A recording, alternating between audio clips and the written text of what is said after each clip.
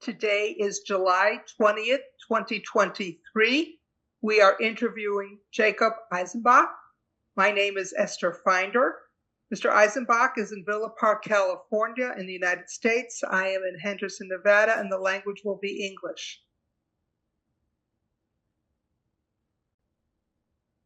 Thank you for speaking with us today. What is your name, sir, and can you please spell it? Jacob, Jacob, Eisenbach, E-I-S, like in Sam, E-N-B-A-C-H, Eisenbach. Was this your name at birth? At birth, Jakob Eisenbach, but Eisenbach was spelled differently. Jakob that's a Polish spelling. J-A-K-U-B. My last name was spelled in Polish A-J-Z, like in zebra. E-N-B-A-C-H, Eisenbach. Where were you born? I was born in the city of Lodz, L-O-D-Z, in Poland, second largest city after the capital of Warsaw. When were you born? I was born on April 27th, 1923. That makes me 100 years old. How long had your family lived in Poland? Were they there for many generations? To the best of my knowledge, they came to Poland from Romania 2 generations ago. And they lived in Lodz. My mother was born in a small town next to Lodz called Piotrków, P-I-O-T-R-K-O-W,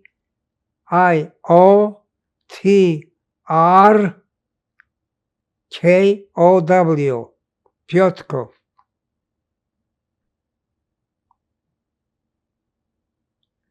Do you know why your family left Romania to come to Poland? I have no idea.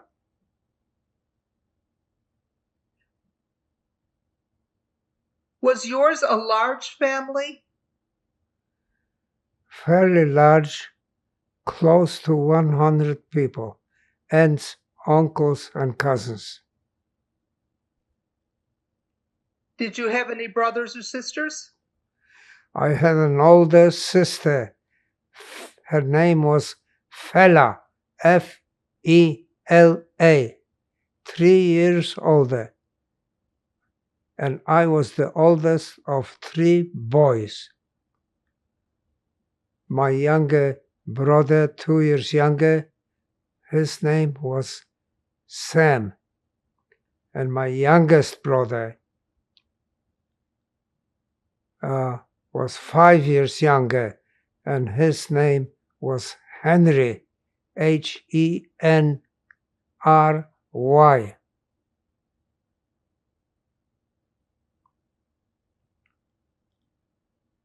What was Lodz like during your childhood? Lodz had a population of 700,000 people. Half of those people were Jewish. Most of those Jews were Orthodox Jews. My family was a Reform family, not Orthodox. But we celebrated Jewish great holidays like Passover, Yom Kippur, and Rosh Hashanah. we did not celebrate any of those other Jewish holidays.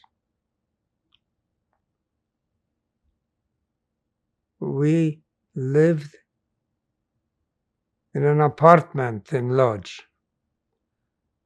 All people lived in apartments. Very few people lived in homes. Only those who were ultra rich lived in homes. And I was born into a small apartment,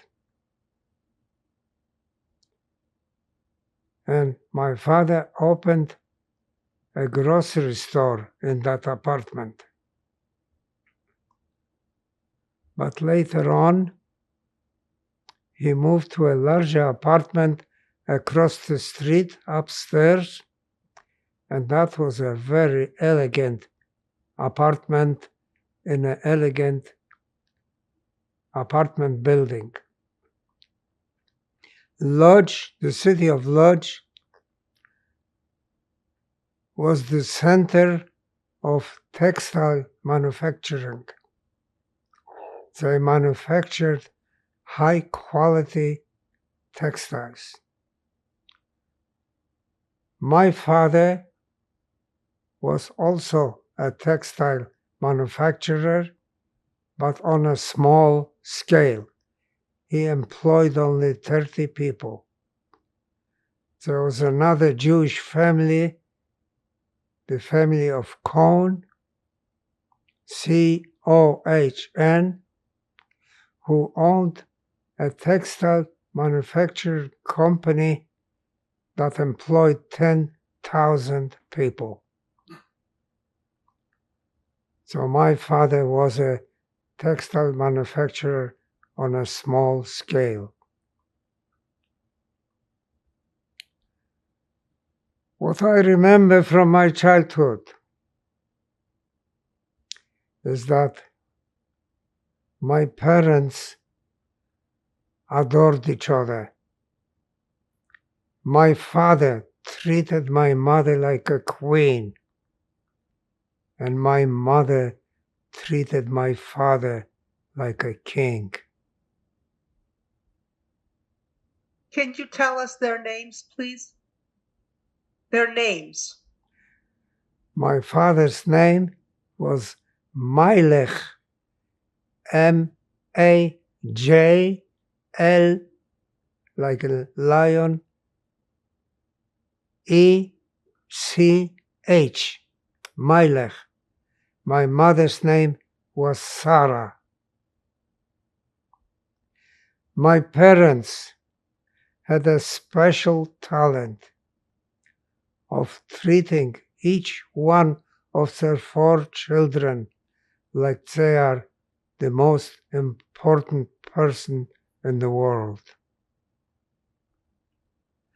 My mother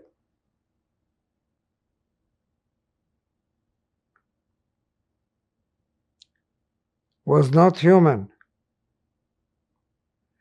She was an angel in a human body. Everybody who knew her admired and respected her. She was generous. She helped poor people. Every Friday night, she cooked a Shabbat dinner, light the Shabbat candles, and always invited a poor person to dinner on Friday night. Before she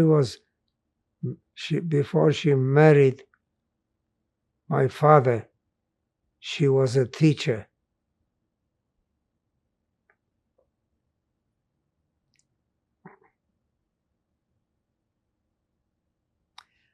I remember at the age of 3,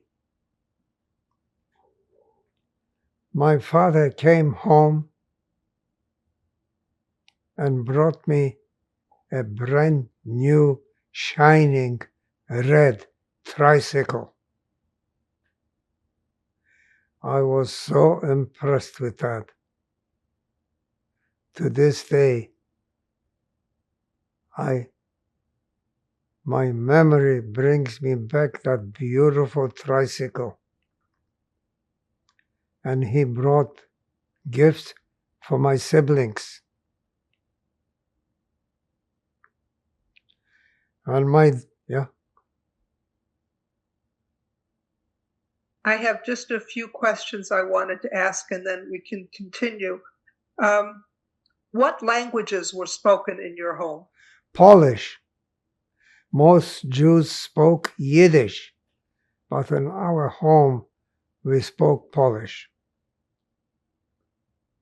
And can you tell me what were relations like between the Jews and their Christian neighbors?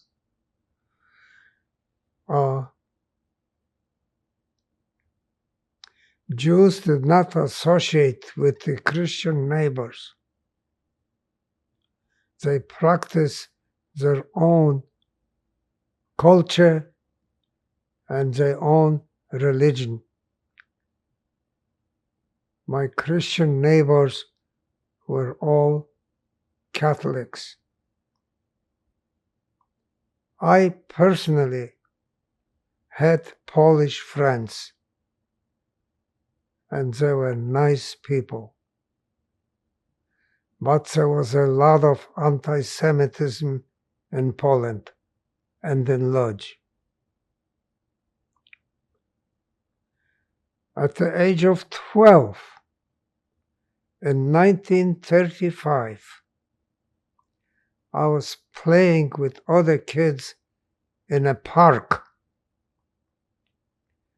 The park was called Staszica Park. Mr. Staszic was a Polish writer, and the park was named after him. The park was surrounded by an 8-foot fence, a wrought iron fence, with 2 entrances.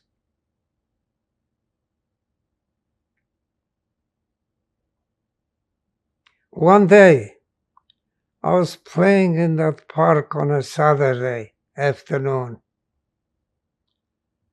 and the benches were occupied by Jewish people talking to each other, reading Jewish newspapers, playing chess, and a lot of Jewish children playing around.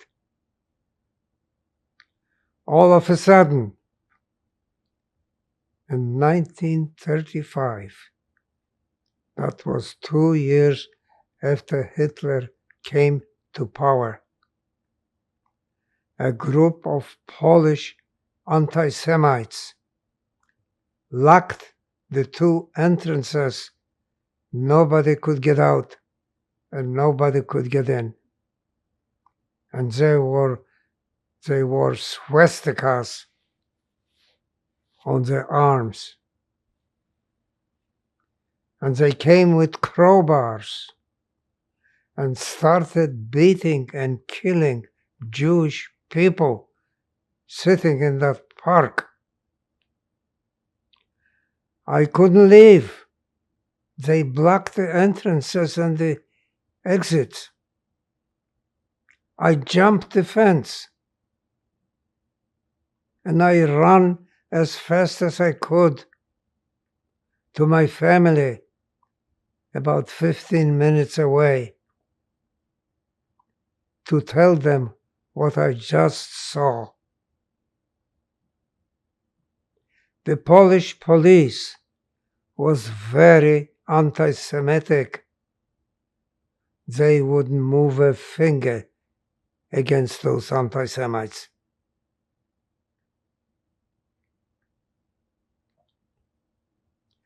I attended a high school.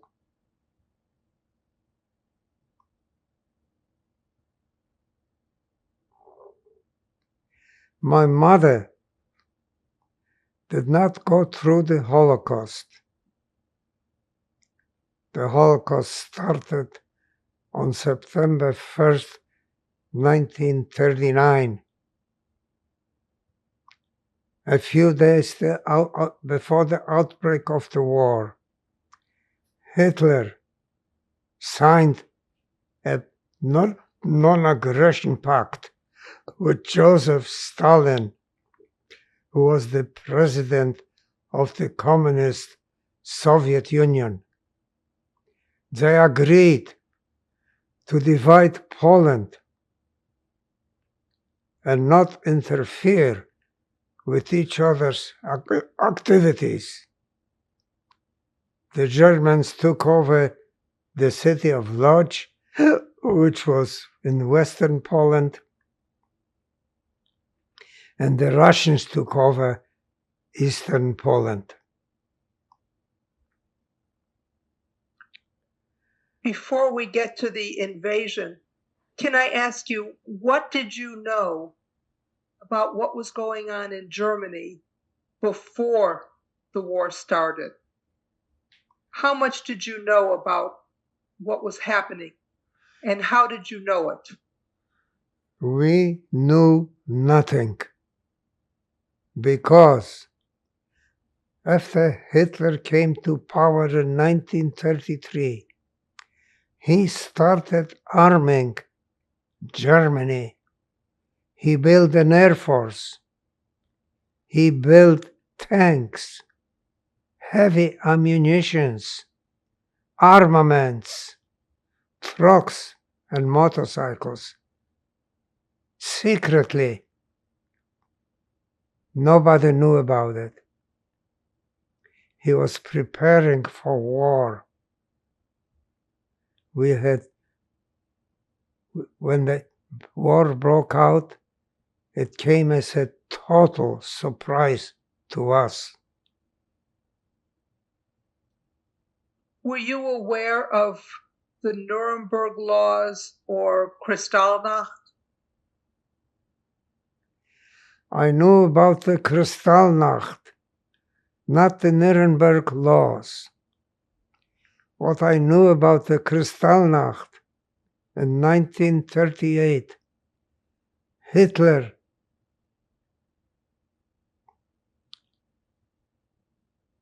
put many German Jews on the German-Polish border and just left them there.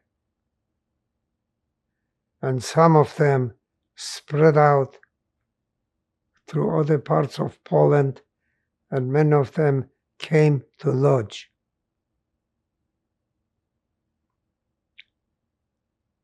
My mother... What did these refugees tell you? They told us that the Nazis destroyed Jewish businesses in Germany, and then they expelled them from their country.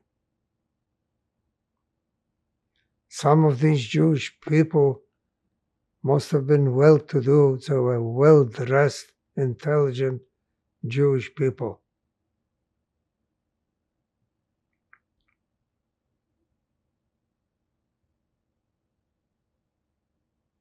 Was anything covered in the newspapers or on newsreels before the war?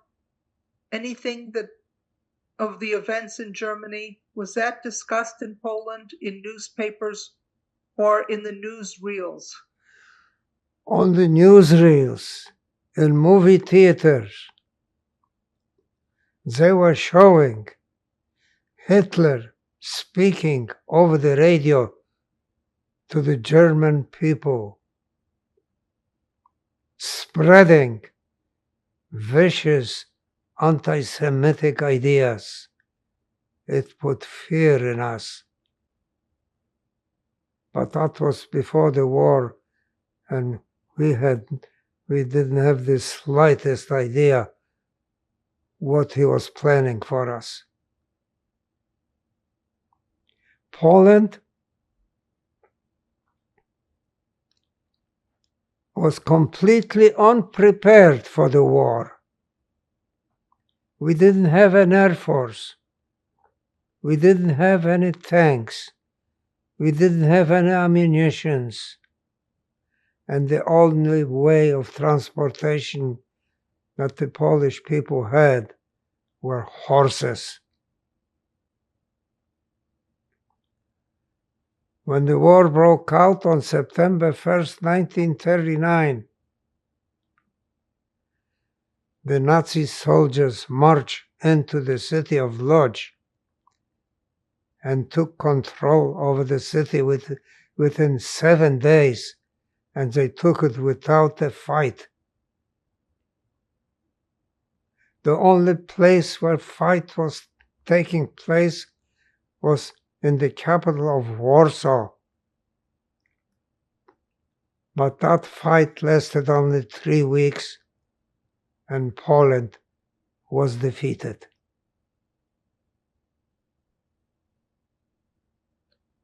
A moment ago, you started to talk about your mother and how she didn't go through the Holocaust.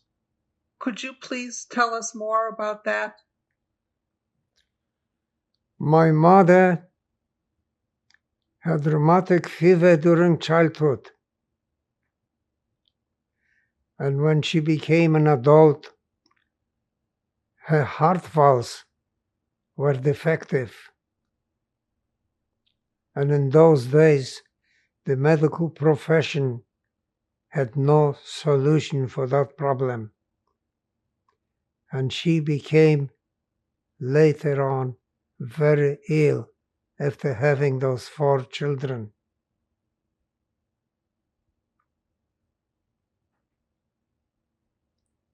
One day, in 1938, on May 9th, she was laying in bed, ill, with her family next to her. All of a sudden, a big amount of blood came out of her mouth because of those defective heart valves. I ran to the doctor, Dr. Itzikson, who was a block away. And he had a small car. He took me into his car, came over to our apartments.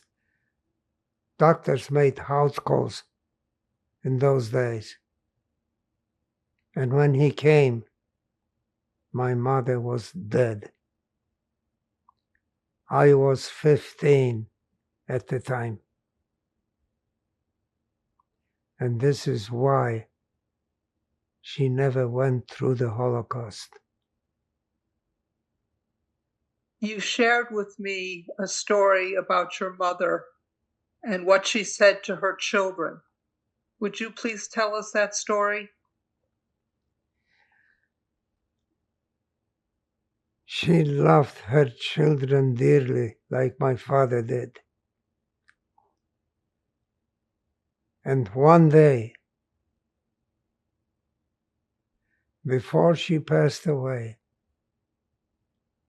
she gathered her 4 children. She put her arms around us and blessed us by saying, "You are my greatest possession."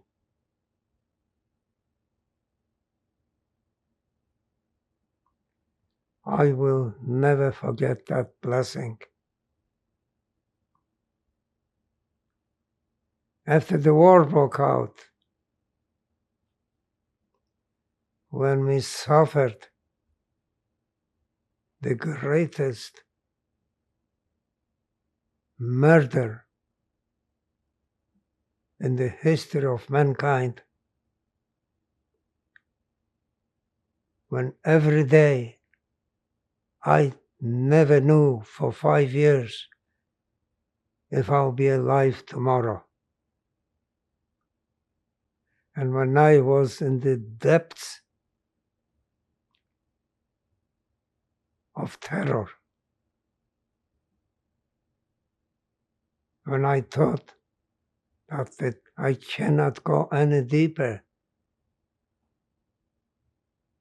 I always remember the blessing that my mother gave us. And no matter what Hitler did to us or said about us, he could never erase the blessing of my mother from our memory.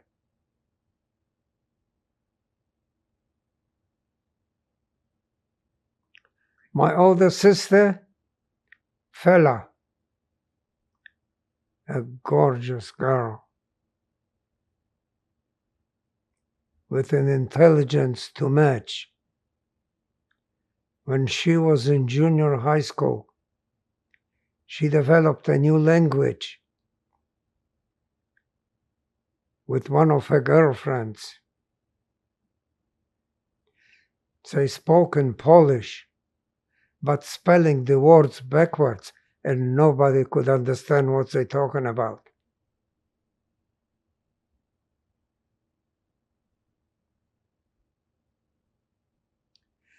She graduated from high school just before the outbreak of the war. She was accepted to a university to study pharmacology, but those plans never materialized because of the war.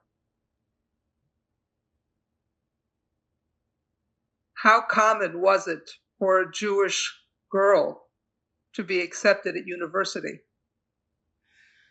The Polish universities accepted only 10% of Jews.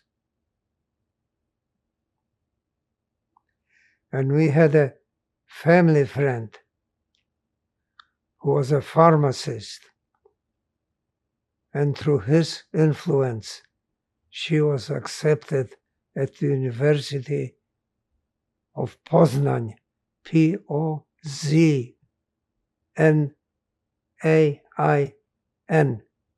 Poznań. But she never attended because of the war.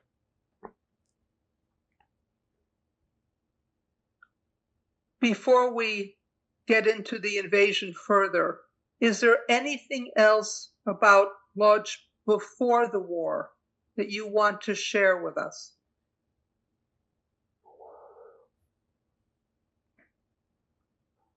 Yes.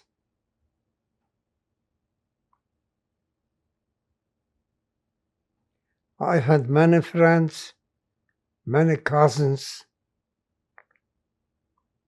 and we enjoyed each other. I had a large, extended family, wonderful, loving family.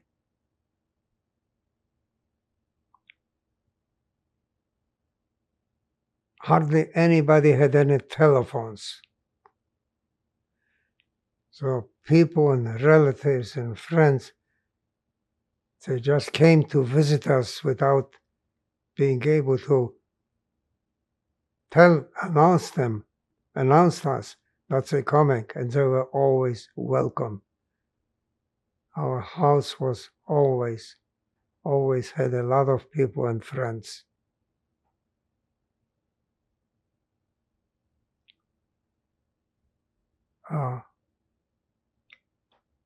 Please tell us what your experience was with the German invasion. What did you see and witness?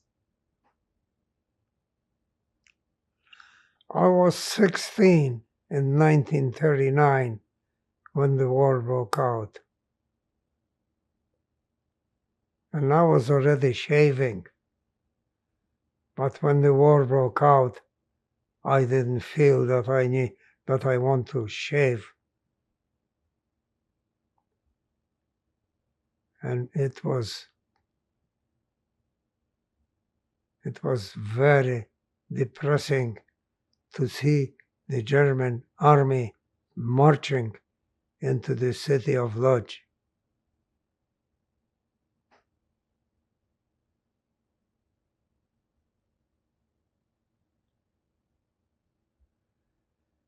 A few days after they occupied my city, they took the old part of the city and built a wrought iron barbed wire fence around it. And that was going to be the ghetto of Lodz. They changed the name of the city from Lodz to Litzmannstadt, a German name. Every 200 feet along this fence was a watchtower guarded by Nazi soldiers with machine guns and searchlights. A few months later, when the fence was built, after the fence was built,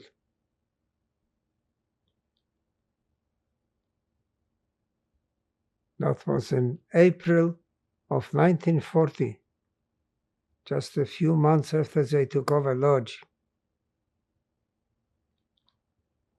They ordered all the non-Jewish people to get out of the ghetto. And they ordered the Jews to move into the ghetto, and they issued an order that every Jew has to be inside that ghetto by May 1st, 1940. And any Jew found outside the ghetto after that date will be shot to death.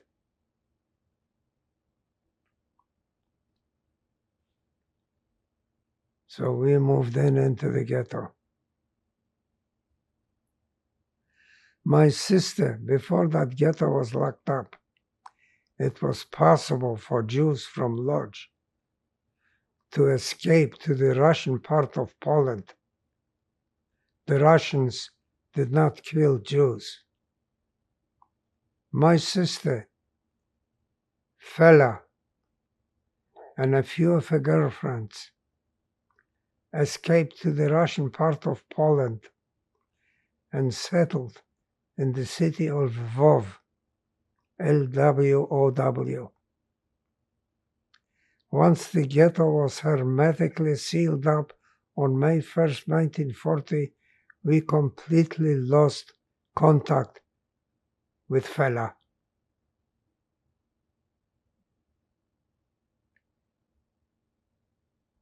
Did you or anybody else in your family think about running also? Running? To the Russian side? Yes. My younger brother Sam and I, when we ended up the only ones left from my family, we decided to escape. We had the tools to cut the wrought iron fence and get out. But the Nazis on these watchtowers had machine guns and searchlights, and we decided it was too dangerous. If we escaped, they'll catch us and kill us with their machine guns. And we decided it was too dangerous, so we did not do it. Can you please describe the conditions in the ghetto when you first moved in, when you were first pushed into the ghetto? Everything, the housing, food, medicine, what can you share with us? We moved into one room. Polish people were occupying that room, but they were ordered to get out. And my father and my older sister, my older sister escaped before they locked the ghetto. My father, myself, and my two younger brothers. Sam was 2 years younger, and Henry was 5 years younger. We moved into that room. And after my mother died, my father asked one of her sisters to take care of her, to take care of the children. Her name was Rivka.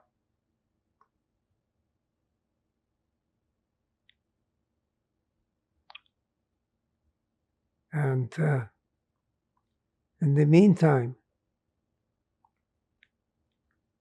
they started shipping Jews outside the ghetto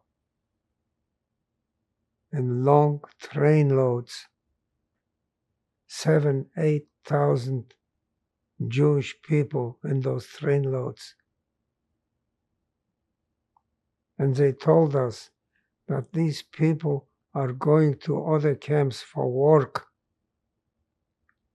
That was a big lie. We heard from the Polish train conductors that they're taking these thousands of people to places like Auschwitz, Majdanek, and Treblinka. And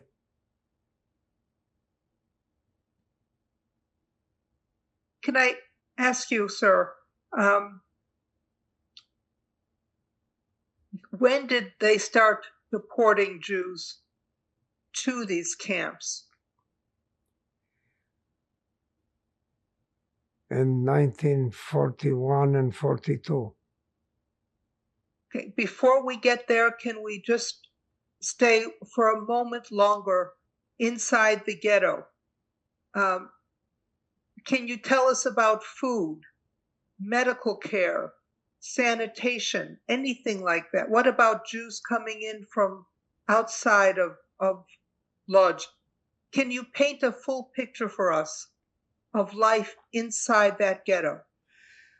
Once the ghetto was hermetically locked up on May 1st, 1940, the Nazis were in full control of food supplies, and they put us on a starvation diet.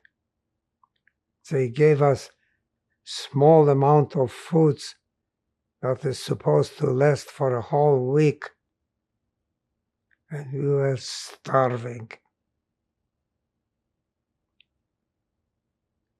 In addition to starvation, we had a typhus epidemic in the ghetto. And we had our Jewish doctors in the ghetto, and 2 hospitals were included in the ghetto. One day, my youngest brother Henry developed a high fever, 105. We called the doctor. He diagnosed him with typhus. No medications available. A deadly disease. And he told us to take him to one of the 2 hospitals. So we did. The next day, I was on my way to work. I just had a little job there somewhere. And I was passing one of the 2 hospitals. And it was not the hospital where we put our brother in the day before. And what do I see? At the entrance to the hospital, there was a big truck,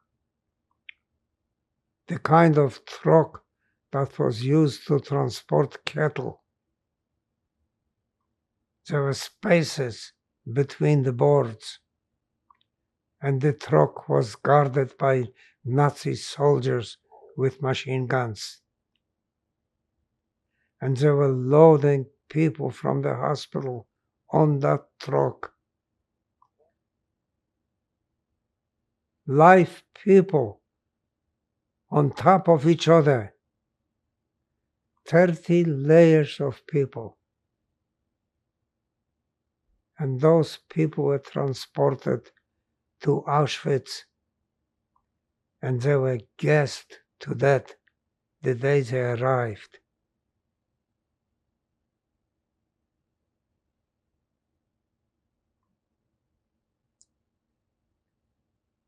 So my brother was taken in a train to Auschwitz. My brother Henry. Was the same thing happening at both hospitals? Yeah, I was just about to tell you about that. So when I saw them loading patients on that truck, I ran as fast as I could. That other hospital was about 3 miles away. On the way, I see another truck just like it moving away from that other hospital where my brother was put in the day before, loaded with patients on top of each other. The streets were deserted. I stopped for a moment to look between the boards, see if I can spot Henry. I did not see him. The truck driver had a companion in this driving compartment. When he saw me looking at that truck, he pulled out his machine gun and started shooting at me. But his bullets did not reach me because I was in front of an apartment building and I just ran into the building. So he continued moving away from the hospital, and I continued running toward the hospital. And once I got there, I saw a third truck, just like it, being loaded with patients, watched and guarded by Nazis with machine guns. And I couldn't get in. So I went to the back of the hospital. And there was a crowd outside the fence. And nurses were handing patients over to that crowd to save them from the Nazis. That was an 8-foot fence. To this day, I can't figure out how I jumped an 8-foot fence. I was only 5'4". And I walk up to the room in the hospital where I placed Henry the day before, and he was not in his room. So I asked the nurses, "Where is Henry?" He was taken out 15 minutes ago, and he was in that truck that I met while I was running to the hospital. And those patients were gassed to death the day they arrived. They told them that they're going to take a shower. But from the shower heads, instead of water, came a deadly gas, the Zyklon B gas. And in 3 minutes, all of the people were dead.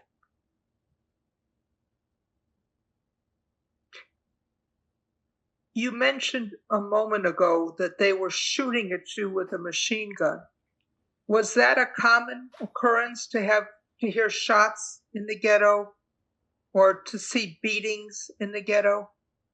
No, That only happened when they were transporting the people out of the ghetto, and they guarded their train or trucks with machine guns. And that was the only time. When the deportation started, at the very beginning, when the deportation started, what did the Jews think was going to happen to them? And did they show up voluntarily? We were told that we are going to other camps for labor.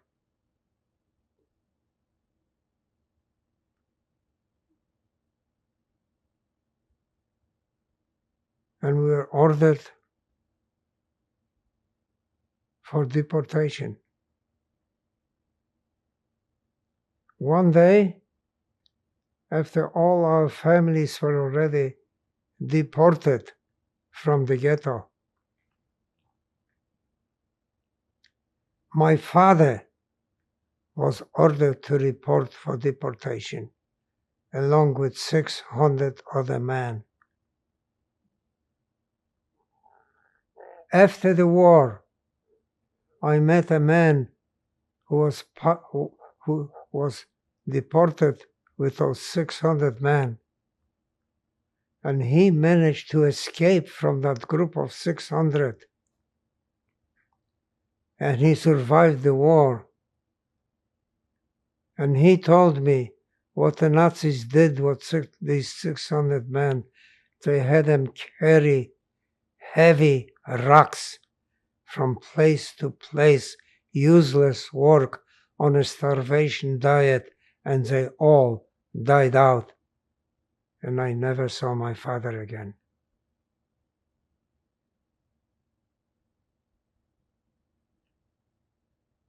While you were in the ghetto, were you aware at all of what was going on in the war itself? I mean, did you know that Hitler attacked Stalin? Did you know about Pearl Harbor? Did you hear any of that?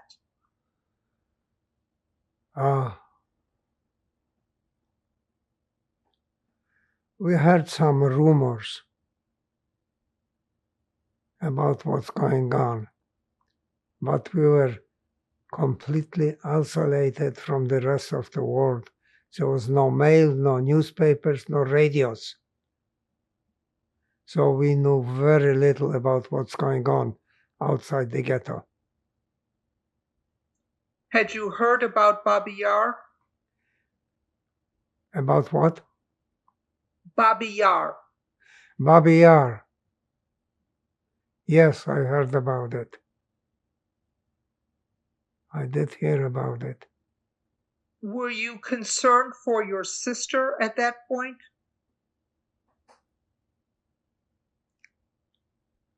Yes, I was.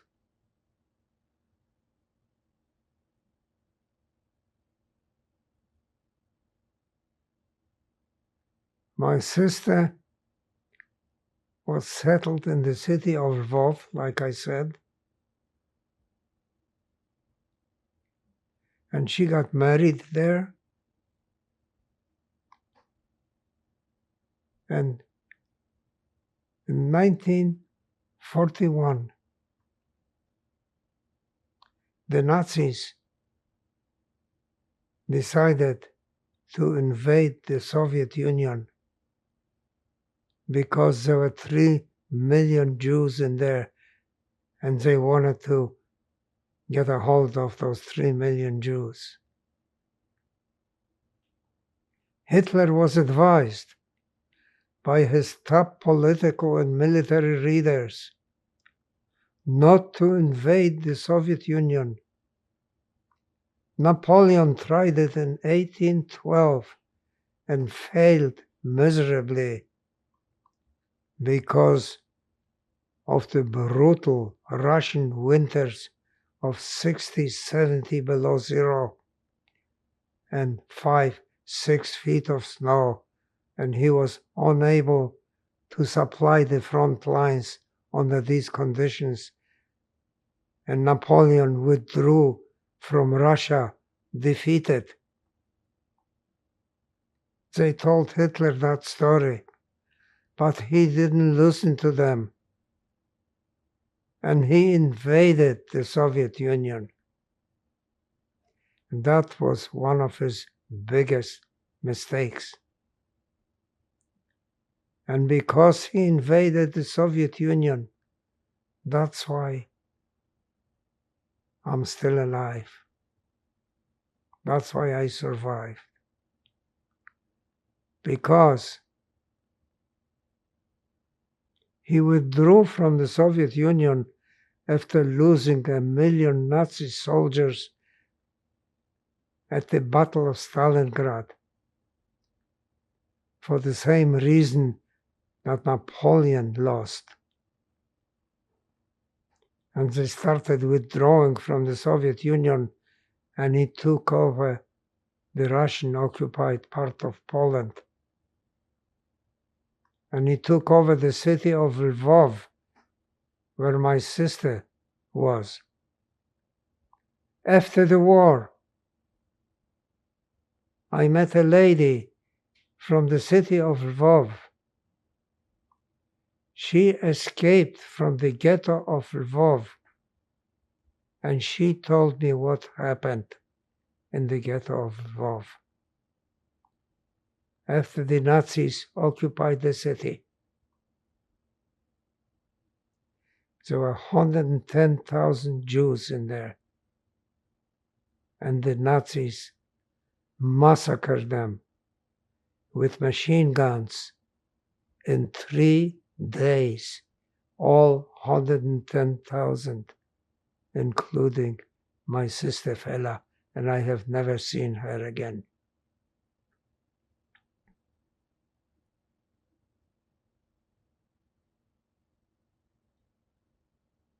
I want to ask you a little more about the Lodz Ghetto.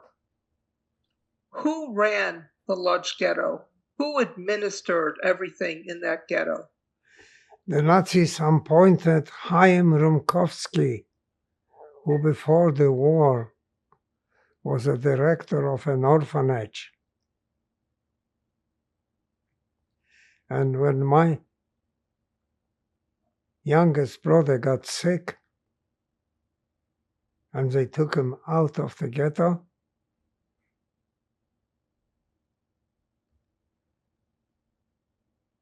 before they took him out, I gave my youngest brother a little note. Rumkowski was visiting those children every week or two. He liked children. And I gave my brother a note. Next time Chaim Rumkowski comes to visit your camp, give him this note and tell him that this is a note from my brother who's looking for a job. Could you help him? And he did. 2 years later, I was given a job in the ghetto. There was one department, the kitchen department. There were factories in the ghetto operated by the Jews. And they were making German uniforms, boots, hats, belts. And the ghetto, in each of those factories, they had a kitchen. And Jews worked in those camps, in those factories, 6 days a week, 12-hour shift, half hour for lunch. And what they were given for lunch is a watery soup. And if you found a half of a potato in it, you were lucky. Starvation all over. But I did get a job. And I was working in that kitchen department in the central office.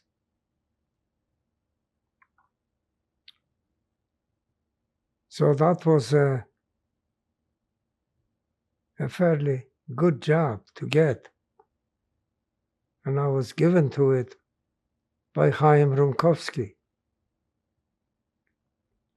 Then when they ordered me for deportation, they got my records in the central office. And they sent me an order to report for deportation.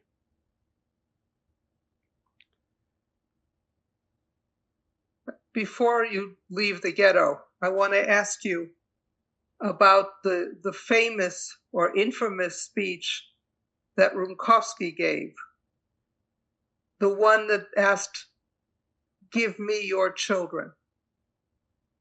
Can you talk about that speech and the impact that had in the ghetto? Yes, I heard that speech. He was ordered by the Nazis to deliver thousands of children, and he obeyed their orders. He said, if we don't obey those orders, we'll be all doomed. So he asked the parents, he gave a speech, deliver those children to me to save yourself.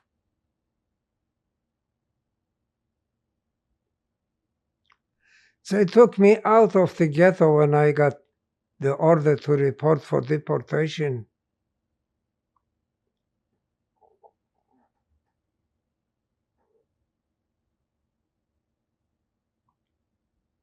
And they took me to Auschwitz.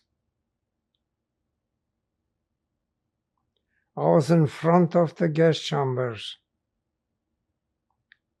They were just about to unload me from the train that I was for 3 days and 3 nights with my brother Sam. And the train conductors in the last minute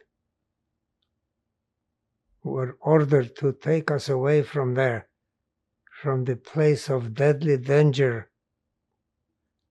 They took me to safety. I have no other explanation for this event other than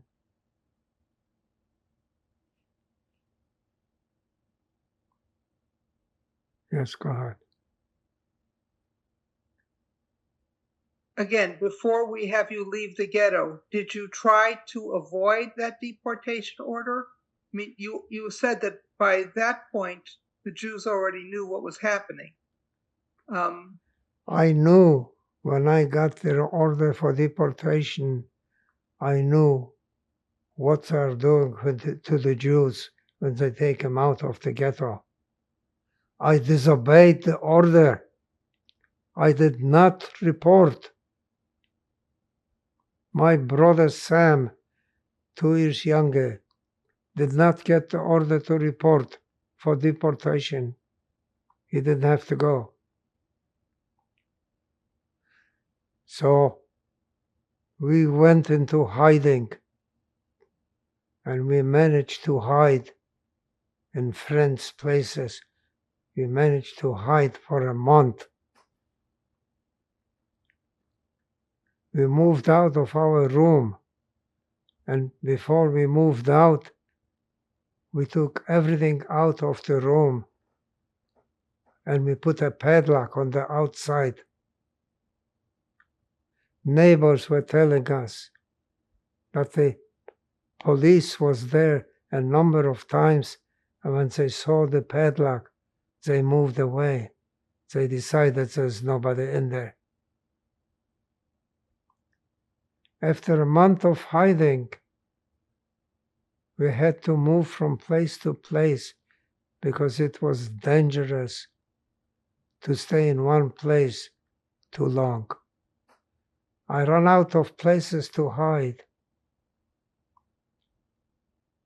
And my brother and I moved back into that empty room. He didn't have to go. He could have said, Jack, our whole family is now gone. Now they're taking you away. I am not staying here by myself. I'm going with you. I know where you're going. You're going to the guest chambers. But I'm going with you. No matter where you go, I'll be with you. And whatever happens to you will happen to me. That's the kind of a loving relationship in our family.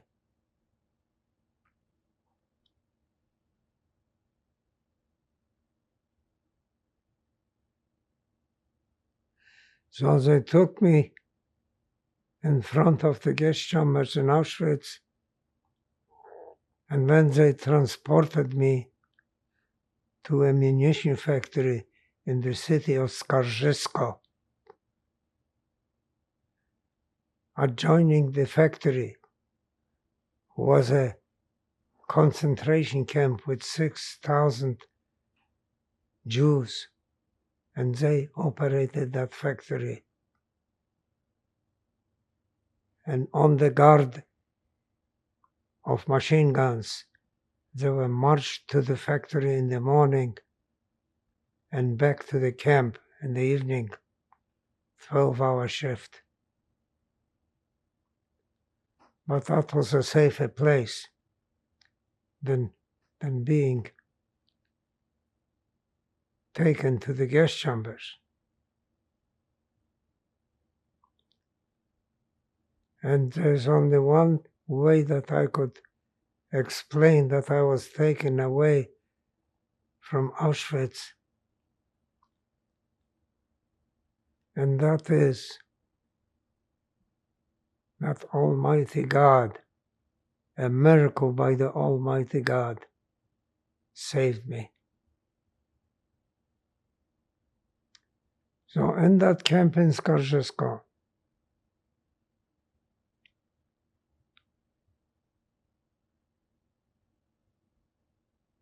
the fighting front was getting closer and closer, and we could hear artillery shots. The Nazis decided to move the factory to the city of Częstochowa in Poland, about 60 miles from Łódź. And I was working in that factory on a precision grinding machine, grinding bullets, just the shells.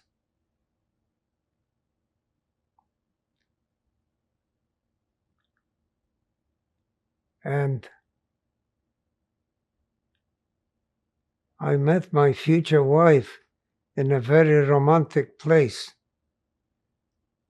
a Nazi concentration camp in Skarżysko. She was there already when I was shipped in there. And she came from the same hometown. And we got married a few months after the war.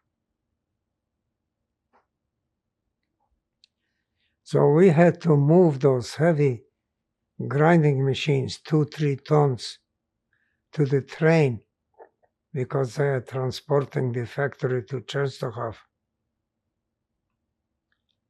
And we moved those machines on wooden rollers. One of my friends fell under the machine and he broke a leg. And he was screaming in excruciating pain. And a Nazi soldier came along and put a bullet in his head. And he started screaming. He stopped screaming. but he was dead. And I lost one of my dearest friends.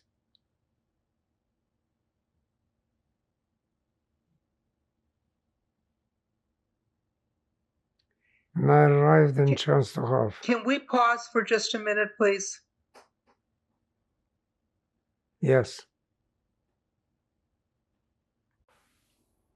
Okay, we are back. I'm sorry, I had a technical problem on my side here.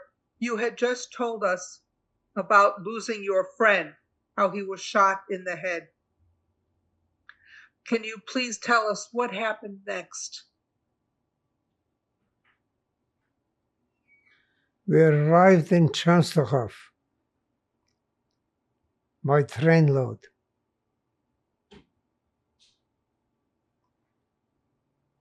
The whole munition factory was moved there. And we did the same type of work that we did in Skarżysko.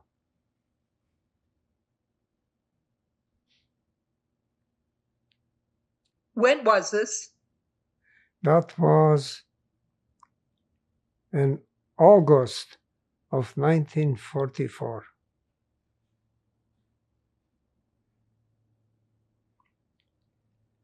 A few months after they took me out of the ghetto and took me to Skarżysko,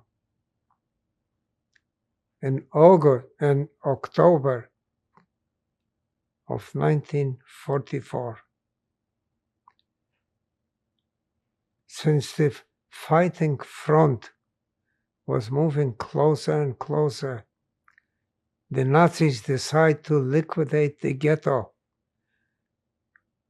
to eliminate the evidence of the crimes.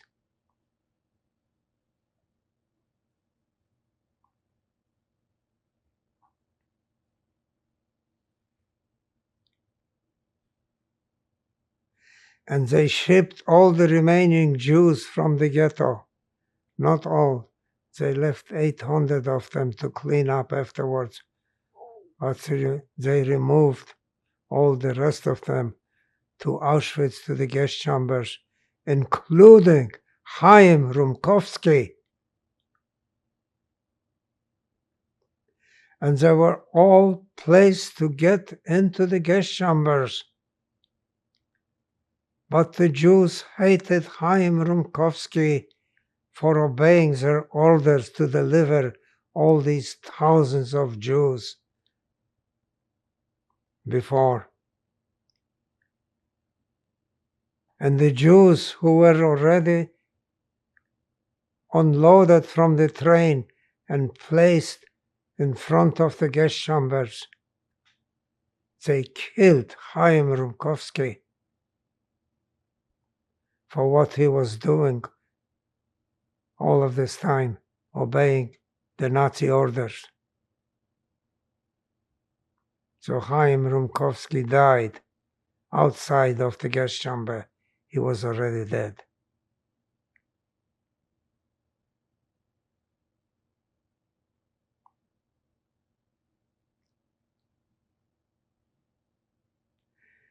We were liberated, my brother and I, on January 15th, 1945. That was a few months before the end of the war, which ended on May 8, 1945. In the first place, we wanted to go is find some food. We were starved.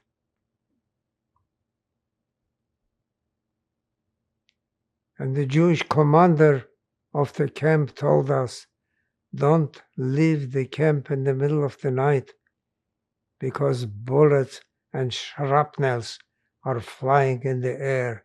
Wait till the morning. So we listened to our commander and we didn't leave until the morning. And my brother Sam and my girlfriend, the three of us walk out of the camp. First thing we're looking for is food.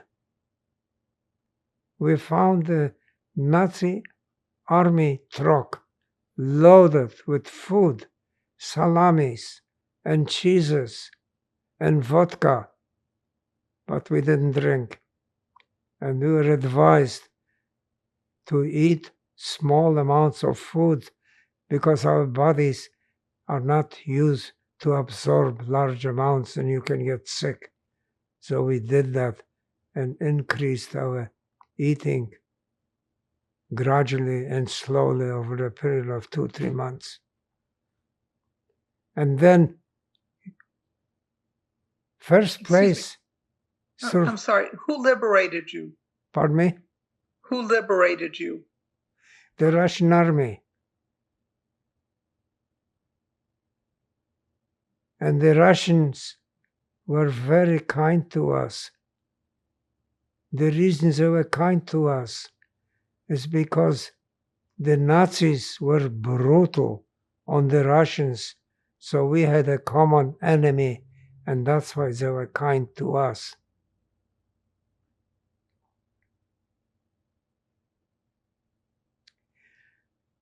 The trains were not running, so we started walking from Częstochow to Lodz. Those who survived, first place we wanted to go is to our hometown to see who else in our family survived. After walking, my brother had wooden shoes made of wood. And after walking on the road for a few miles, he developed so many painful blisters on the shoes, he couldn't make another step. We didn't have any socks. So there was a Russian truck that was passing by, and it was going back to Częstochow. We wanted to go back to Częstochow because he couldn't walk any further. And the Russians were kind enough to take us back to Częstochow. And we waited about a month for the trains to start running. Once the trains started running, we came to the train station, and there was a train going to Lodz from Częstochow. But it was so full, there was no room inside. So we climbed to the roof of the train. But we were worried that when the train makes turns, we can fall off the roof and be killed. So we tied us, there was a railing around the roof, a metal railing. So we tied ourselves to that metal railing with our belts. And that kept us from falling off the train when the train was turning. We got to Lodz.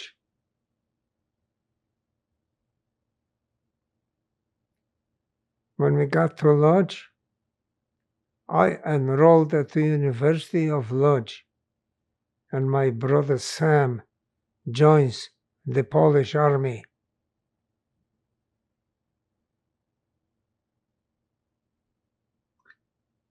Before we go too far ahead, I wanted to ask you, where were you when Roosevelt died and when Hitler died?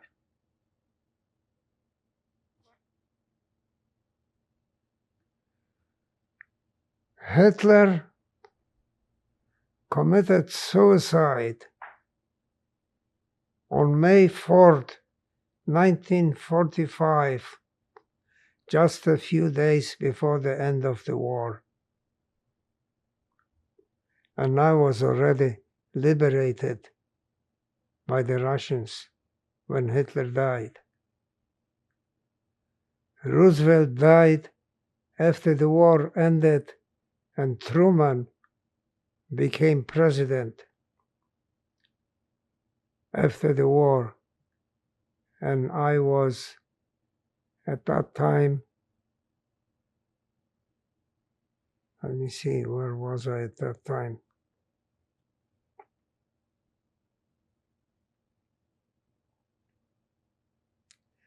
I think I was still in Poland when Roosevelt died.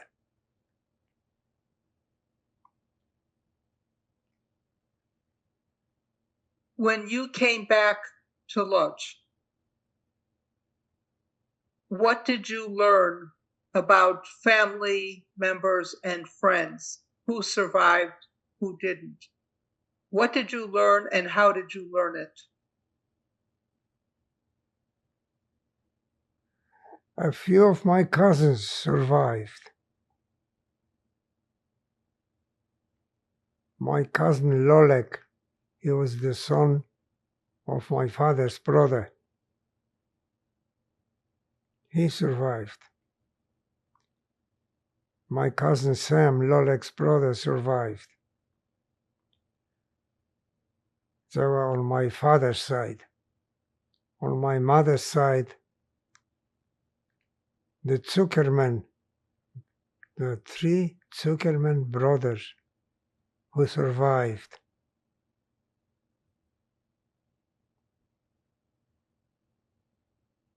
And there was one of my classmates who lost an eye when the Nazis took over, but he survived. He lost an eye.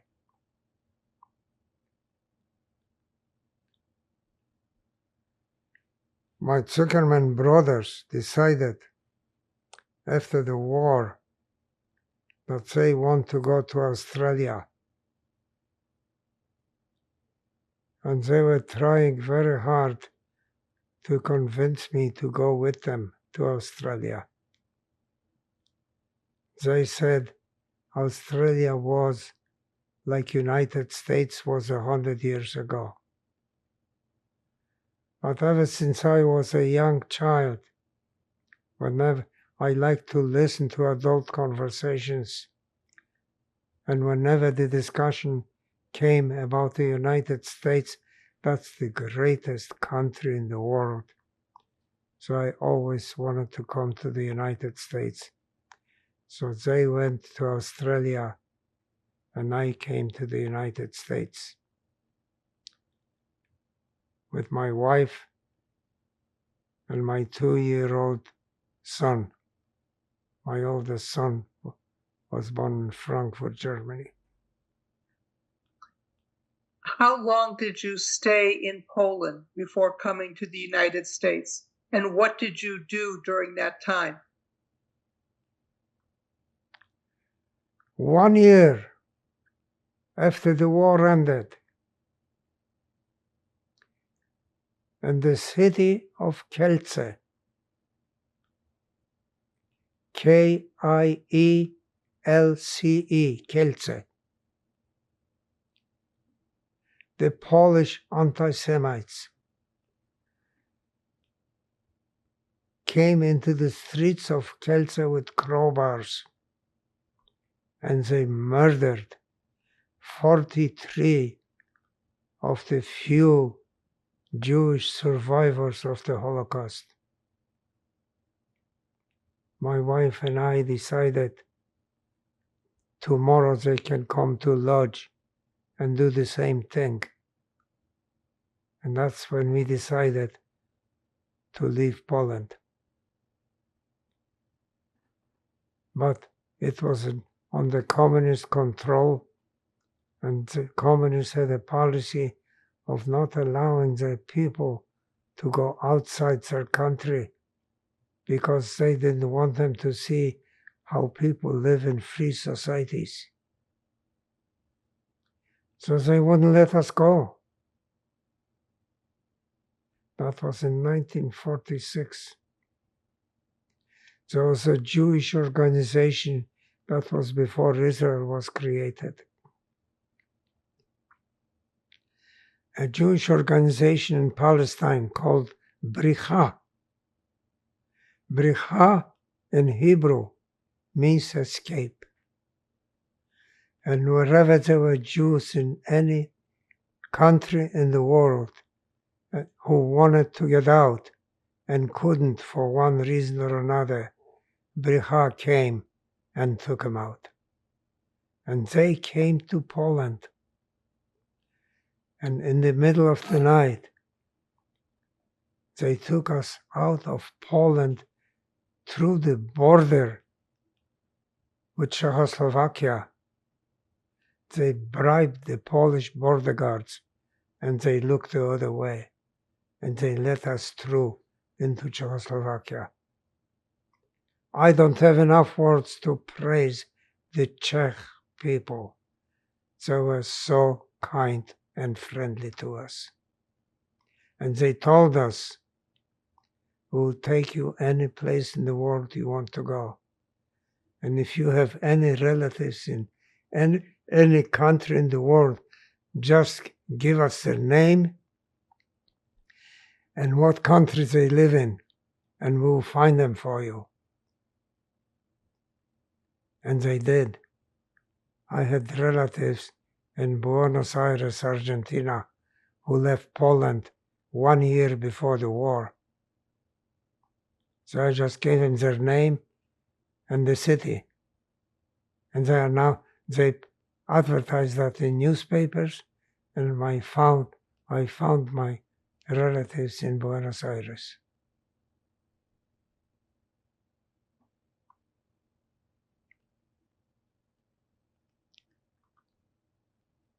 While you were waiting to get out of Poland, what did you do with your time? With my time? What did you do while you were waiting to get out of Poland? I was a student at the university. And what did you study? I studied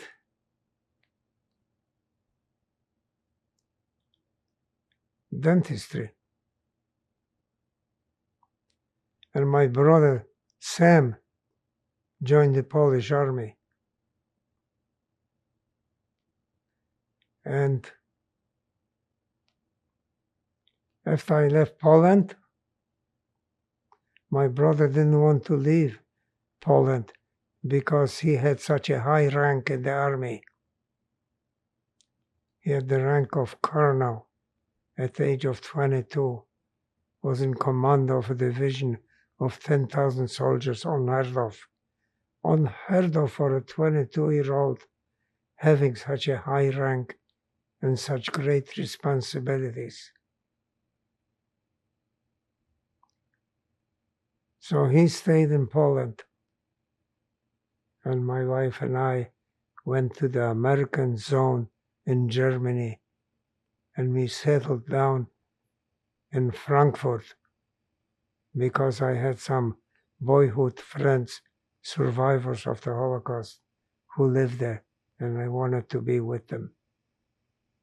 And I enrolled at the University of Frankfurt College of Dentistry and stayed there for 4 years. And after I got my doctor's degree in dentistry, that's when we left Germany and came to the United States. When did you arrive in America? When did I arrive where? In America. In America? In 1950. I was 27 years old. So you were still in Europe during the Nuremberg trials and when the state of Israel was born. Right. Can you talk about what those experiences were like from your perspective? When I was a student at the University of Frankfurt in 1946, there were 20 Jewish students at the University of Frankfurt. And one day, Ben Gurion comes down to the University of Frankfurt to talk to the Jewish students. And he spoke in Yiddish. And I was sitting right next to Ben Gurion. And he came to tell us that we are going to have a state of Israel. And it happened 2 years later when he declared the creation of the state of Israel.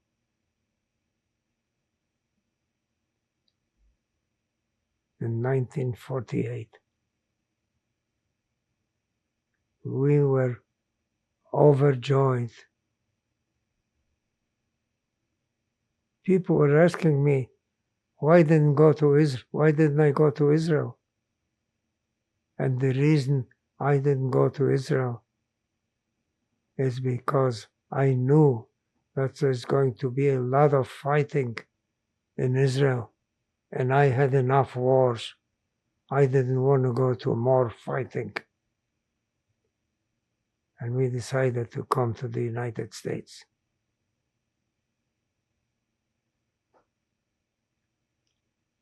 Were you able, when you were a student, to follow the Nuremberg trials at all?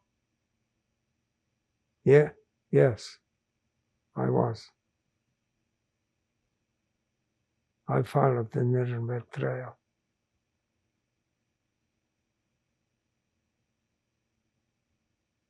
I think we have to take a break because I can no longer hear you.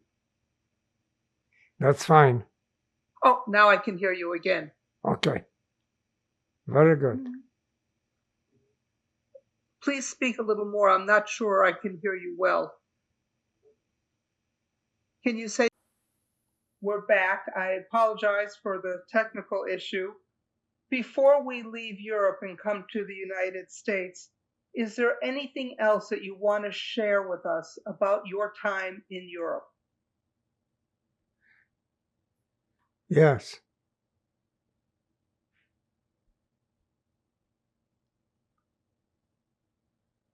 Please.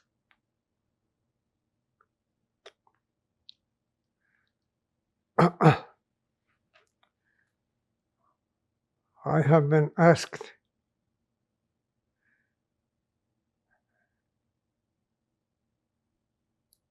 the question, considering my experiences, did I lose faith in humanity? And this is how I answered that question. Did you hear the story about the King of Denmark? Denmark had thousands of Jews, and they were well treated in Denmark.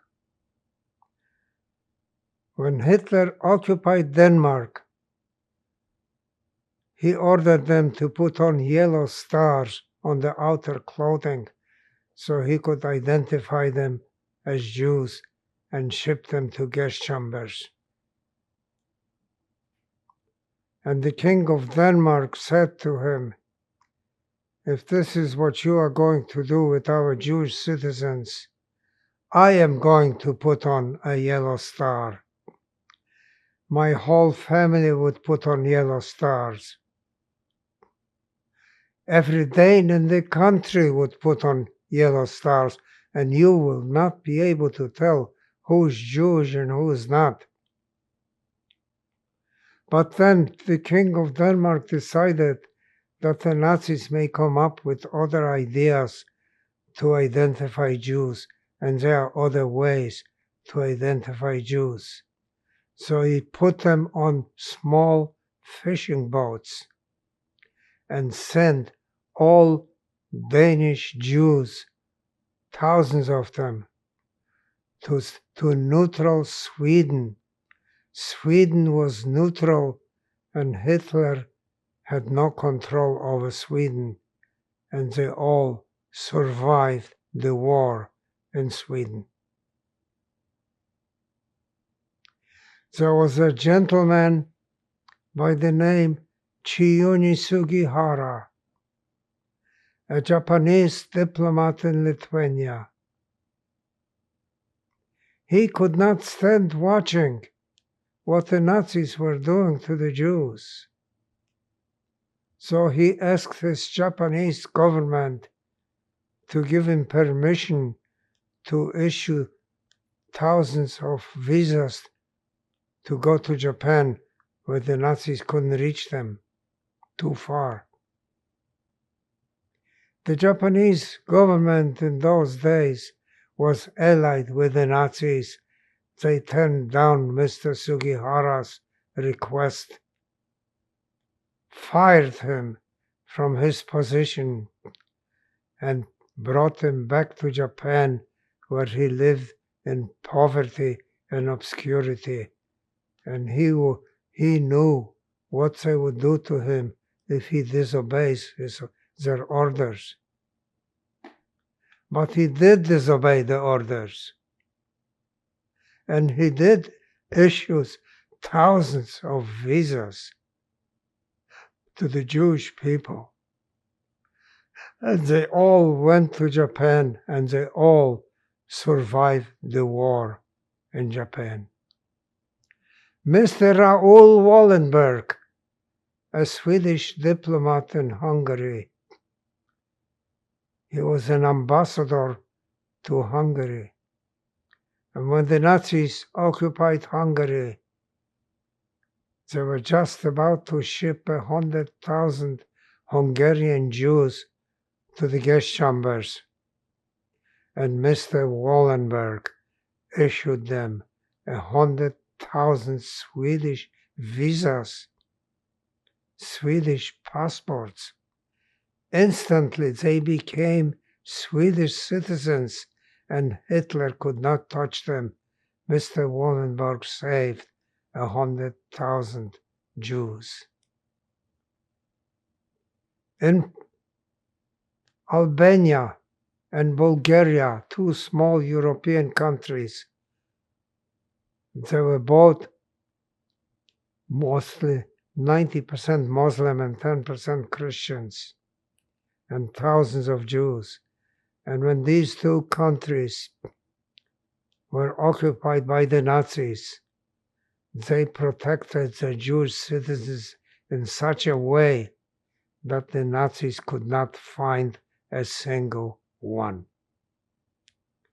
The ambassador to Albania was the son of one of my patients, and he sent me a booklet.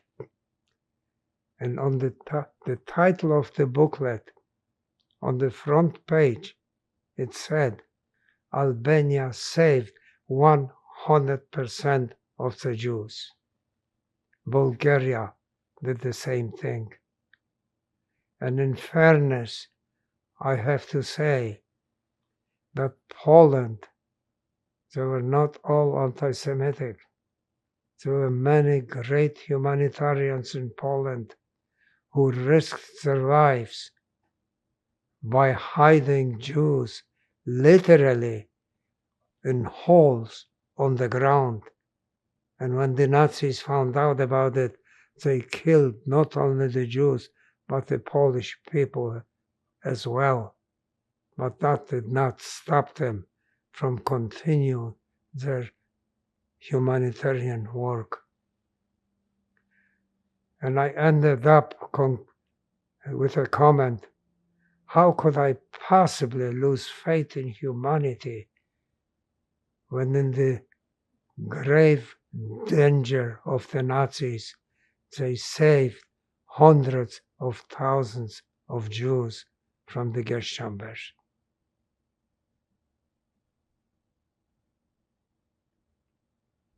I was asked the question, did I lose faith in God?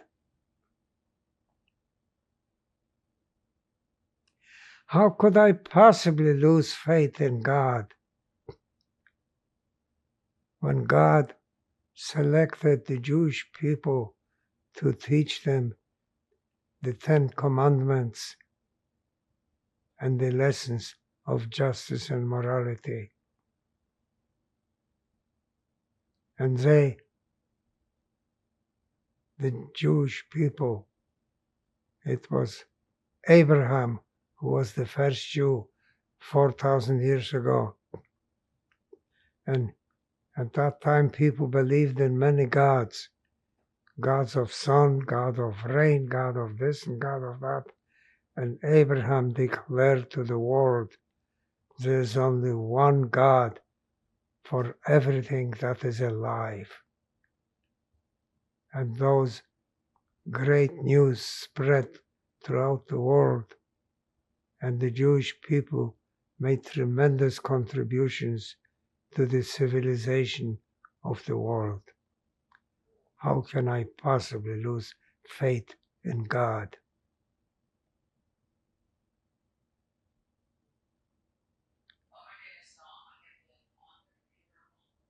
You had mentioned previously that you had some expectations about the United States. What were your first impressions when you came here? When I came here, I came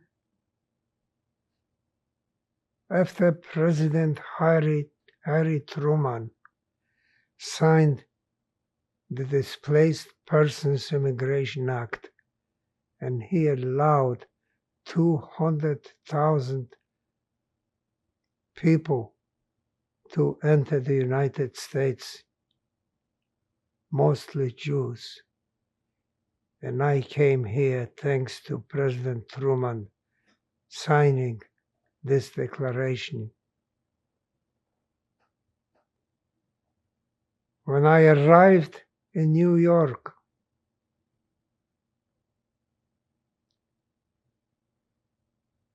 well, I want to backtrack just a little bit here. In June of 1938, just 3 months before the war broke out, a ship arrived at the American shores with 947 Jewish refugees asking for asylum. That asylum was denied them. Who made that decision to deny them that asylum? It was the American Secretary of State, Cordell Hull, who was the Secretary of State under Roosevelt for 12 years. He did not carry a swastika on his arm, but he had hatred in his heart. The reason he gave President Roosevelt that we shouldn't allow them to enter is because they do not have return addresses. Preposterous. Just because they didn't have return addresses, you deny people saving 947 people, saving their lives from the Nazis?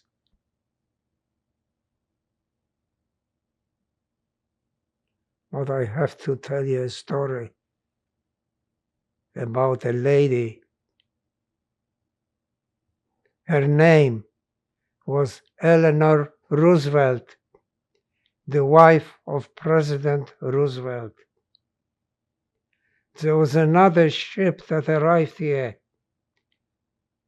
in June of 1940, a few months after the war broke out, with 850 Jewish passengers asking for asylum. Eleanor Roosevelt bypassed her president, her husband, the president. She bypassed Cordell Hull. She went straight to the State Department and negotiated with the top leaders of the State Department. And they issued entry visas for all of those 850 Jewish refugees. What a great humanitarian she was. When we got here, the Americans were waiting. Should I stop?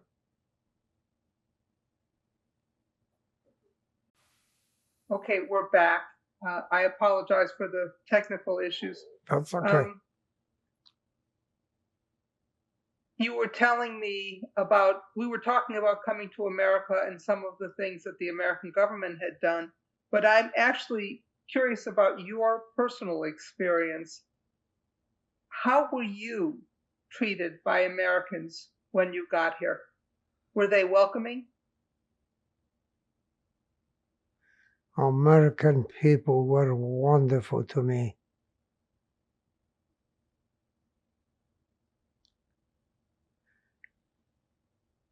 In fact, since I came to the United States in 1950 to this day, personally, I have never experienced any anti-Semitism. Not that it isn't there, it's there. But the skinheads, the racists, are failures in society. They are failures in education. They are failures in employment. They are failures in business. The only thing they are good at is hating. And they do not have much following in the United States. In fact, there was more anti-Semitism in the United States when I came to the United States than there is now. I remember we were making a trip to Florida. The Fontainebleau Hotel in Miami had a sign on the outside entrance door. Jews, blacks, and dogs are not allowed. Now the Fontainebleau Hotel is owned by Jews, and all those anti-Semites have been fired from their jobs. When I came here, I had a doctorate degree in dentistry from University of Frankfurt. But the law was at that time that if you have a foreign degree, you cannot practice here. You have to have an American degree. So I applied to all 43 dental schools in the entire country of United States for admission with advanced standing. Because with advanced standing, I already had a degree. And they all answered me, "We have no room for you." And they didn't know that I was Jewish. They didn't know I was a Holocaust survivor. I was just asked for admission with advanced standing. So it was not anti-Semitic. But the reason they told me that they can't accept me is because they have 1,000 applicants for each opening of freshmen. 6,000 freshmen were admitted, and they had 900. They had 1,000 applicants for each opening. That's the reason they cannot accept me. So I had a friend who was a Holocaust survivor, and he was a student at the University of Iowa in medical school. And I was living in Brooklyn at that time, and he came to visit his parents in Brooklyn. And I told him my predicament, and he said, "Jack, why don't you come out to Iowa? You will love it. So I left my wife and my 2-year-old son in Brooklyn, and I boarded a bus, and it took me 2 days and 2 nights to travel in that bus from New York to Iowa, 1,000 miles. In New York, I was living on an apartment tenement on the 3rd floor, 5 tenants on each floor. To this day, I don't know who my neighbors were. Elevated train were running and making so much noise you couldn't sleep at night. And I arrived in Iowa, a beautiful campus, friendly people, no elevated trains, and you could make friends from the day you arrive. And I wanted to get into that dental school with advanced standing. And there was a new dean taken over. He was a professor of dentistry, University of Minnesota, and he took over on January 1st, 1953. No, let's see, what was it?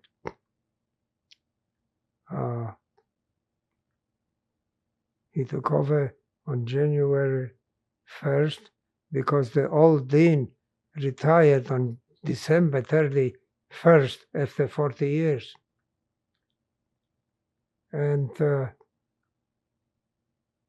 I decided to wait to give this new dean time to settle in his position. I waited a month and then called his secretary for an appointment. And I told her that I have a doctor degree from University of Frankfurt and I would like to be admitted to the College of Dentistry with advanced standing. So she gave me an appointment at the end of January. And I come in and I speak to the dean. His name was William Simon. And after 15 minutes of getting acquainted, he said to me, I'm new here and I cannot take the responsibility of accepting you. So I'm going to call in a senior faculty member, Dr. Erling Tone. And he called his secretary and told her to announce throughout the College of Dentistry and ask Dr. Tone to come to the dean's office. In 5 minutes, Dr. Tone arrives. And the dean says to him, I would like you to meet Dr. Eisenbach. He would like to be admitted with advanced standing. And I would like you to talk to him for a few minutes, but don't give me your answer today. We'll discuss it later. So he talks to me for 10 minutes, and he turns to the dean and says, I see no reason why we cannot admit Dr. Eisenbach with advanced standing today. And the dean told him not to give him his answer today, but he did give him the answer today. And I was in on the basis of a 30-minute interview with these two prominent gentlemen. So I spent 2 years. They put me in the junior class. The sophomores were coming into the junior class, and they already knew that I'm Jewish, Holocaust survivor with a degree from Germany. They couldn't care less. They accepted me just as one of them. There was no anti-Semitism. I was the only Jew in the entire dental school. There wasn't even a Jewish faculty member at that dental school. And there was no anti-Semitism. After I graduated after 2 years, I moved to Cedar Rapids, Iowa, only 25 miles from the university. I couldn't afford to move any further. And I was in practice in Cedar Rapids, Iowa for 18 years, and I experienced no anti-Semitism whatsoever. And I didn't experience it to this day. So what do I think about the American people? I think they are the greatest people in the world.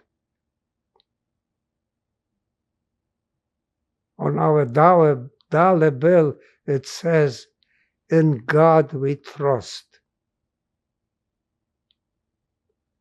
And people are saying, why was that phrase put on the dollar bill? In God we trust. And many people believe if we lost our faith in God, United States would disappear. But we are not losing faith in God. United States is the greatest country I ever lived in. And I'm proud to be an American citizen. I love this country and I love the American people. And I love living here. This is my home. How long did you practice dentistry? I practiced dentistry for 62 years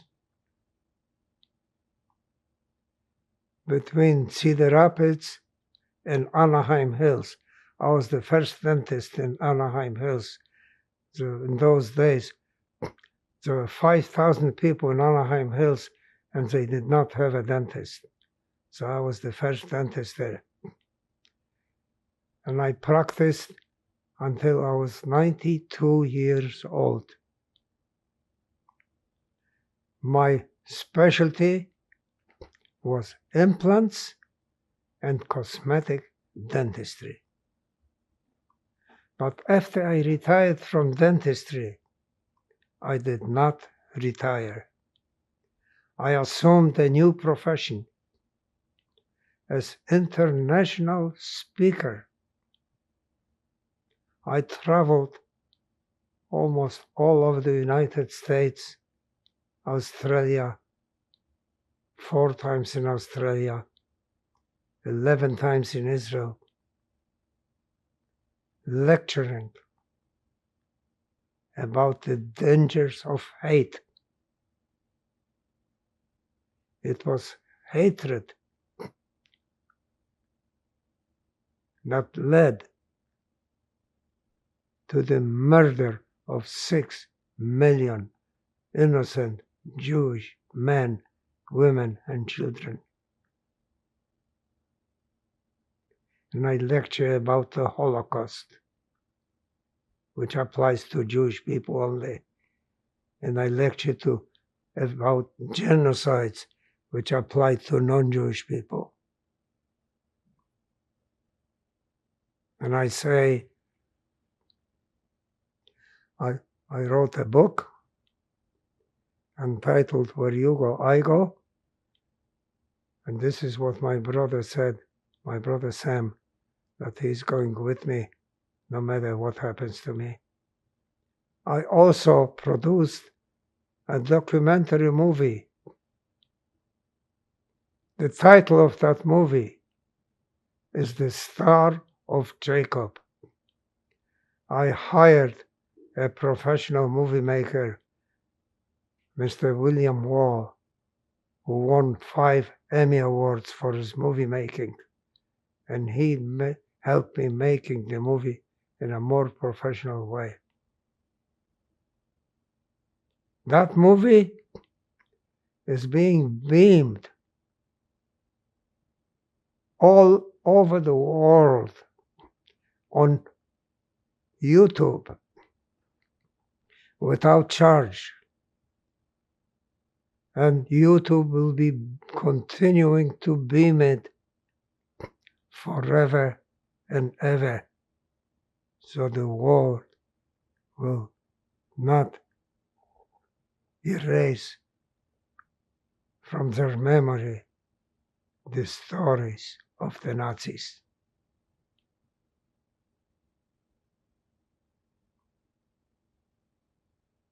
When you have spoken publicly, have you ever encountered any Holocaust deniers or Holocaust revisionists? And if so, what did you say to them?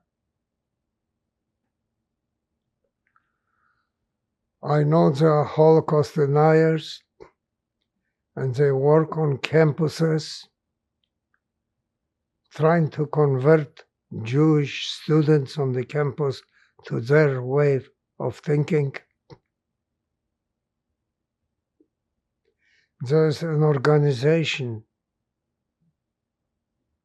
in the United States who is sending delegates to all high schools in the United States, to juniors and seniors before they enter a university. And they teach them how to counteract those people who try to convert them to their philosophy of life. Just tell them that you are proud to be Jewish. The Jewish people have made tremendous contributions to the civilization of the world, and we will never convert to your philosophy.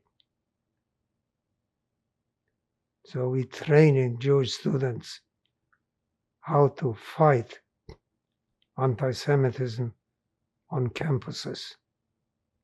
I have spoken to many churches of all denominations. I spoke to universities, colleges, high schools, and I leave them a message.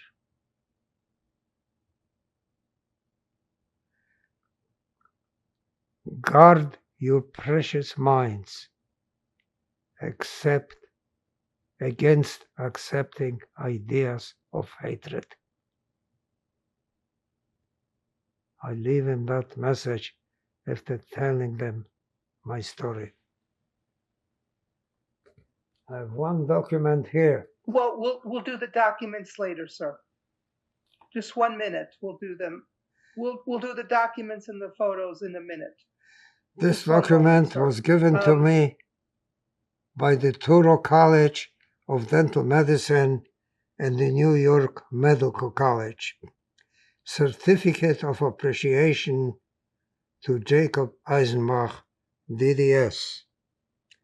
In recognition of your extraordinary lifetime achievements in the field of dentistry, astonishing courage and bravery in the face of adversity, and invaluable contributions to causes of global justice. Signed by Edward Halpern, MD and MA, Chancellor and Chief Executive Officer of the Medical School, and also signed by Ronnie Myers, DDS, Dean of the Touro College of Dentistry.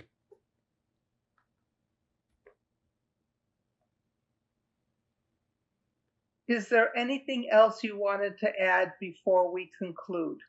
Yes. Before my final question, go ahead, sir. There's a book entitled Preventing Genocides.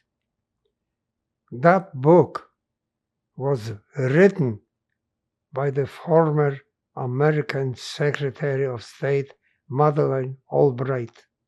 in cooperation with the former American Secretary of Defense, William Cohen.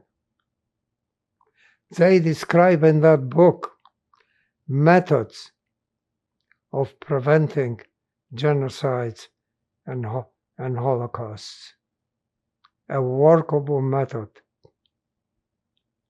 And I recommend to everyone to either call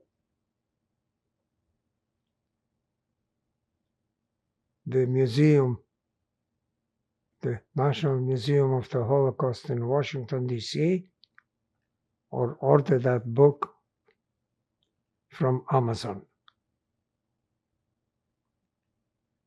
We can Go ahead. We can prevent holocausts and genocides by following the plans of these two distinguished citizens. My final question to you, sir. What message do you have for people who will watch this interview 50 years, 100 years from now?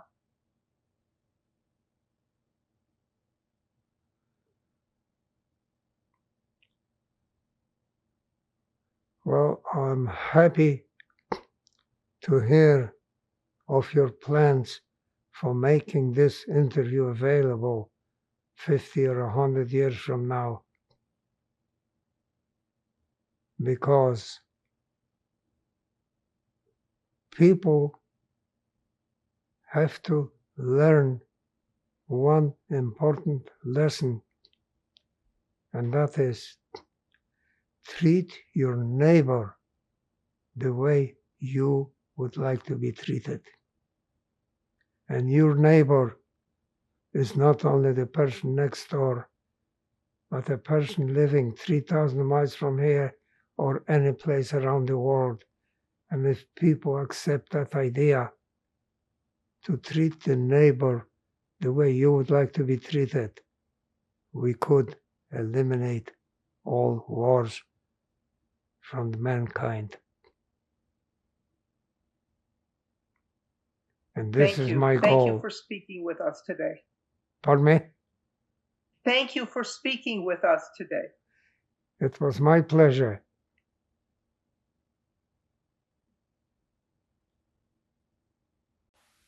You wanted to add something?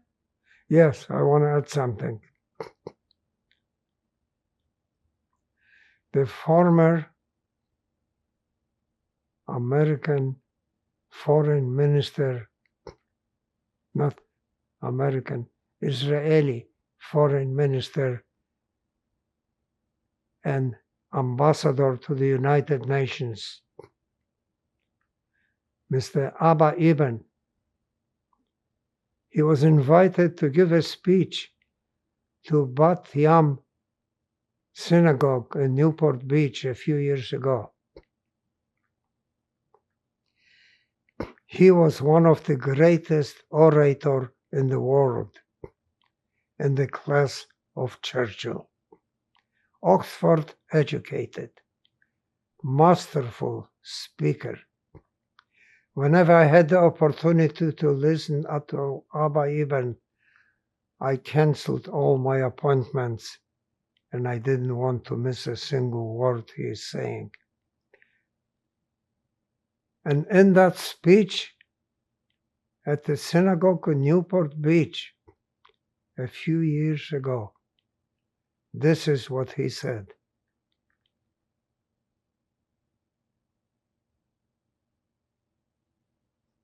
He predicted, he made a prophetic prediction.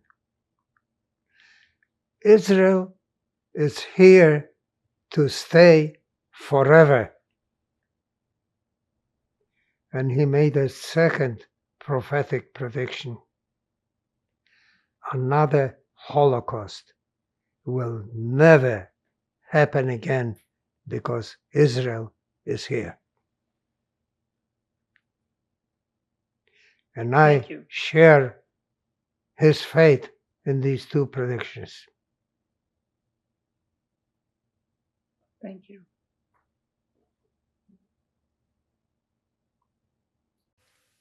And who is this?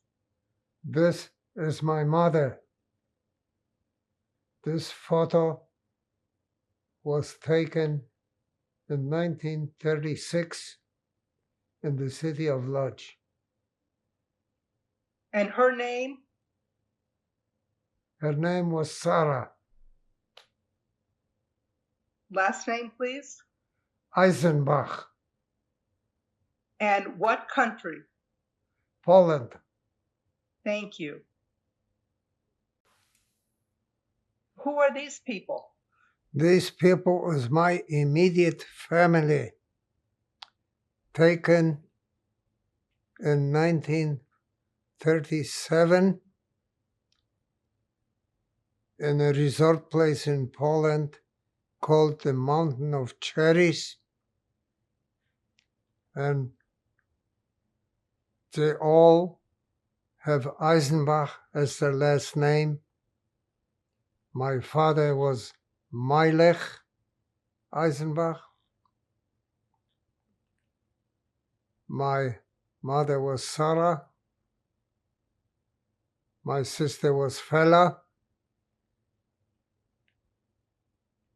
I am Jacob. My brother Sam and my brother Henry.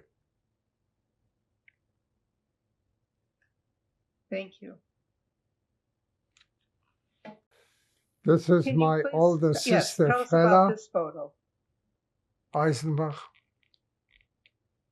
She was 17 in this picture, and it was taken in the resort place of Mountain of Cherries in 1937. And can you please repeat the name, the first name? Fela, F-E-L-A, And what country? in Poland. Thank you. Who is this? This is me, Jacob Eisenbach. This picture was taken a year after the end of World War II in Lodz, Poland. Thank you. Who is this? This is Sam Eisenbach, my younger brother. That picture was taken in 1946 when he was a colonel in the Polish army in Lodz, Poland. Thank you.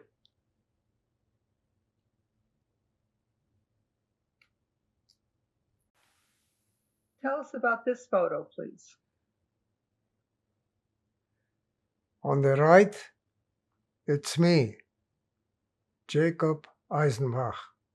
On the left, it's my wife Irene. That picture was taken in 1947 in Frankfurt, Germany. Thank you. Can you please tell us about this? On the left side, it's me, Jacob Eisenbach. On the right side is Sam, my brother Sam Eisenbach, and in the middle it's Henry Eisenbach. And that picture was taken in 1937 in the resort place of Mountain of Cherries in Poland. Thank you. And this photo? On the left side is my sister Fela. In the middle is my father, Meilech Eisenbach. And on the right side is my mother, Sarah Eisenbach. And that picture was taken in 1937 in the resort place of Mountain of Cherries in Poland. Thank you. The What are upper we part, looking at here? the upper part of this picture is the faculty of the College of Dentistry, University of Iowa in 1955. And on the lower part, it's the graduating class of the College of Dentistry, University of Iowa, 1955. And my picture is in the top row, second from left. I was 32 years old, and that picture was taken in 1955 in Iowa City. Thank you. Please tell us about this. This picture shows me on the left, Jacob Eisenbach. On the right is my wife Irene Eisenbach and my 7-year-old oldest son, Harry Eisenbach. And that was taken when I graduated from the College of Dentistry, University of Iowa in 1955 in Iowa City. Thank you. Please tell us about this photo. On the left side is my youngest son, David. His last name? Eisenbach. And I can see from here. And standing up there in the background on top is my oldest son, Harry. And next to David on the lower left is my grandson, Ben.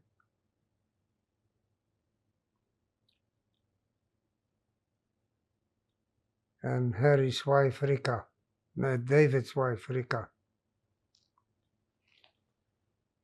And I can't see the rest because of the light reflection. I cannot see who the other people are.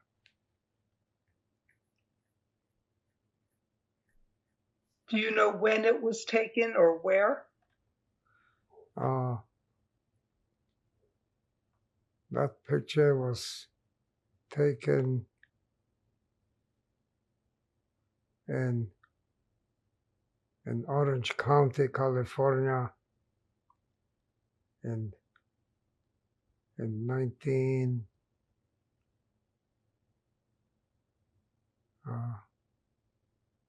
what year was that done?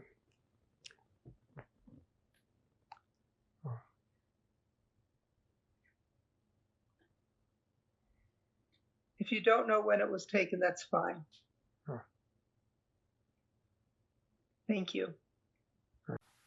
Please tell us about this picture. On my left is my oldest son, Harry Eisenbach. Next to him is his wife, Frederique, his wife of 40 years, and me, Jacob Eisenbach. And when was this taken and where? Oh, that was taken in Los Angeles in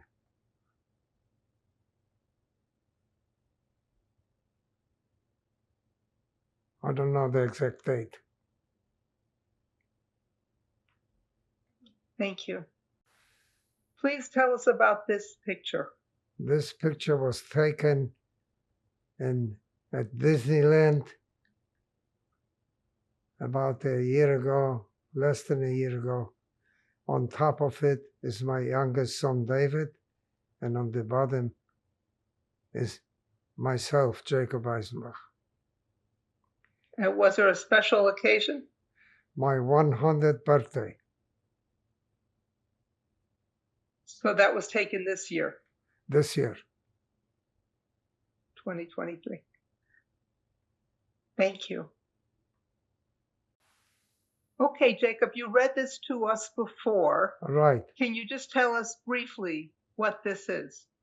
This is a certificate of appreciation from the Dean of the College of Dentistry and and and the and the Dean of the College of Medicine in New York. Thank you. And who are these people? On the left side is my grandson Ben Eisenbach. On the right side is his wife Robin Eisenbach. Between them is Asher Eisenbach, and in the middle, on the lower row, is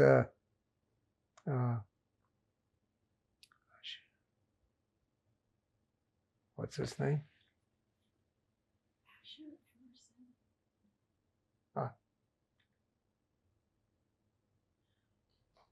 Chase. And on the right side, lower right side, is my great granddaughter Emerson Eisenbach.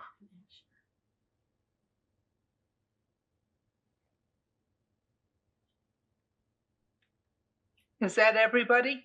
Yeah.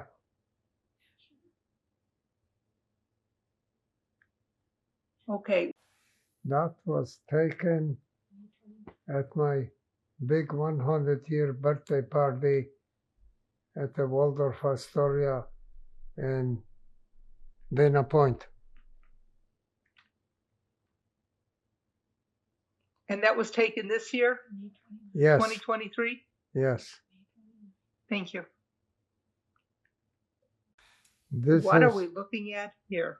This is a greeting card on my 100th birthday from President Joe Biden and his wife, Jill Biden. They both signed that card.